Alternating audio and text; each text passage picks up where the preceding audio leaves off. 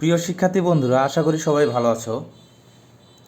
আজকের এই ভিডিওটিতে এসএসসি 2026 সালের শর্ট সিলেবাস নিয়ে আলোচনা করব। যারা যারা এসএসসি 2026 সালে পরীক্ষা দিবা, তোমরা 2 বছরের জায়গায় 1 বছর সময় পাচ্ছ। এজন্য তোমাদের শর্ট সিলেবাসে পরীক্ষা হবে। আজকের এই ভিডিওটিতে দেখব আমরা কিভাবে শর্ট সিলেবাসগুলো ডাউনলোড করব। তো প্রথমত আমাদের স্মার্টফোন হোক, পিসি বা ল্যাপটপ যাই হোক, ওইখানে গুগলে গিয়ে এসএসসি 2026 সিলেবাস লিখে সার্চ করব। সার্চ করার পর এরকম একটি ইন্টারফেস আসবে। তো এখানে দেখো প্রথম ওয়েবসাইটটি nctvbook.com, এই প্রথম ওয়েবসাইটে ক্লিক করবে। ক্লিক করার পর এরকম একটি ইন্টারফেস আসবে।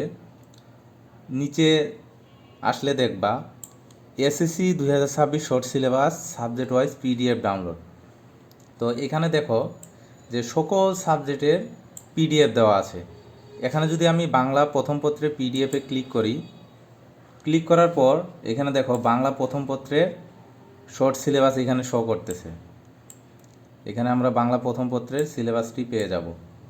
এখানে যে ডাউনলোড অপশনে ক্লিক করলে আমার সিলেবাসটি ডাউনলোড হবে। ঠিক একইভাবে বাকি সাবজেক্টগুলো তুমি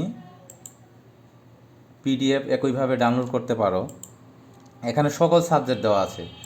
যেহেতু এসএসসি 3টি বিভাগে পরীক্ষা হয়, বিজ্ঞান, মানবিক, ব্যবসা, শিক্ষা, এখানে 3টি বিভাগেরই সাবজেক্টগুলো এখানে দেওয়া আছে। তুমি এখান থেকে সরাসরি ডাউনলোড করে নিতে পারো। ধন্যবাদ সবাইকে ভিডিওটি দেখার জন্য।